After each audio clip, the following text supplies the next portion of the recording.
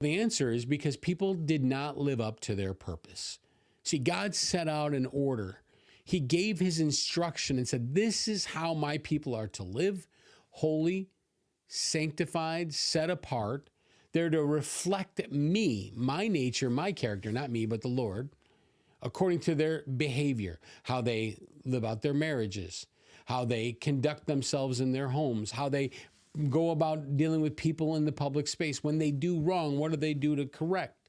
All of these things, everything that the world watches us and is looking for, they failed to live up to. In fact, not just that, but they did acts of rebellion. Those that they allowed and appointed over them to rule used the law of God to oppress people. So this is why judgment comes.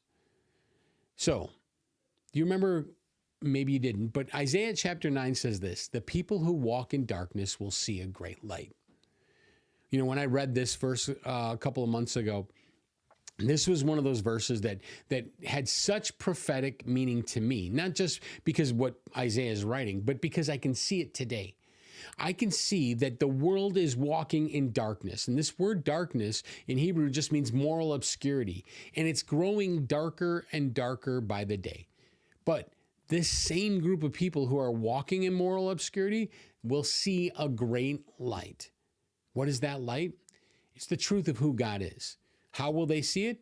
They're going to see it in you and I, his ambassadors. People are going to rise up and they're going to flood to Jerusalem.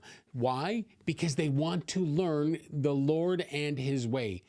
This light is to be covenantal, it's to be redemptive, and it's also to be personal.